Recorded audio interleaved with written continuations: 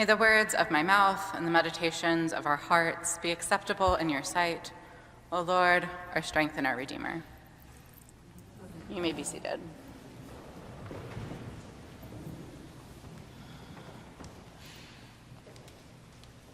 During our second lesson today, we heard from a joint statement from the bishops of Massachusetts and the Bishop of Western Massachusetts that was issued earlier this year.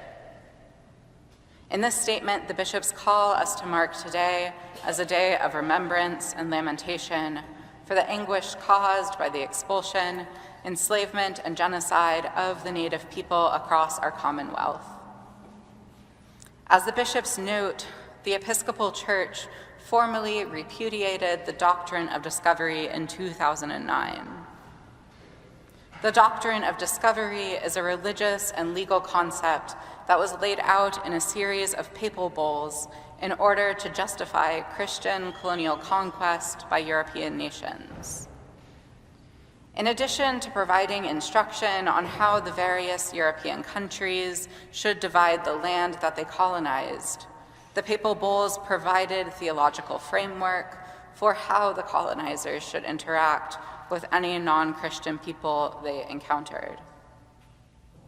Any land that was not inhabited by Christians was available to be discovered and claimed by Christian rulers, both for material gains and so that, and I quote, the Catholic faith and the Christian religion be exalted and be everywhere, increased and spread, that the health of the souls be cared for, and that barbarous nations be overthrown and brought to the faith itself. And the doctrine's impact did not remain limited to only the European colonists' initial conquests in North America, but its logic was also used as the United States continued its expansion, especially on the western half of this continent. And the Supreme Court used this doctrine in 1823 to rule that Indigenous people did not have ownership of the land that they lived on, but instead viewed them as occupants, which ultimately led to the expulsion, enslavement, and continued genocide of Indigenous peoples by settlers and the US government throughout the 1800s and 1900s. As Bishop Wentworth and Bishop Fisher wrote, the theology of the doctrine of discovery put God on the side of death and destruction.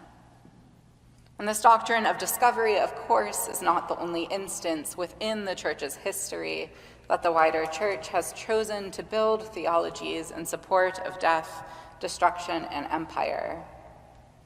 The Church has often built theologies that claim that those who are not Christians are not people, that those who are not Christians must convert or be killed. We have often claimed that we must save souls over supporting actual lives of those in front of us. And we have viewed God as divine conqueror, rather the one who has cared for God's people when they are in exile. We have sought to conquer lands and people rather than to care for them, or as the prophet Jeremiah writes, to seek their welfare.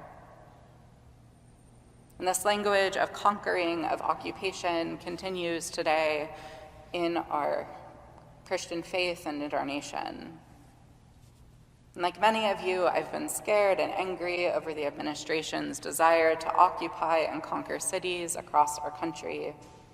And while Boston appears to have been spared for now, I watch in horror at the attempted deployment of the National Guard into DC and LA and Chicago, as well as the continued terror that ICE wreaks on these cities and our own city as well.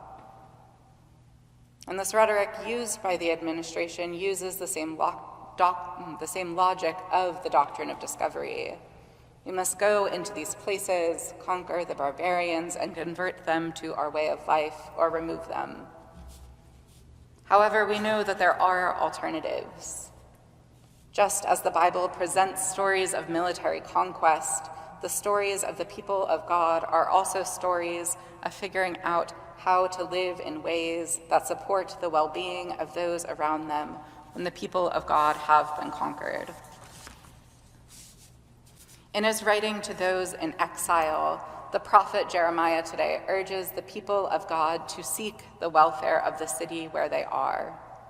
For in its welfare, you will find your welfare.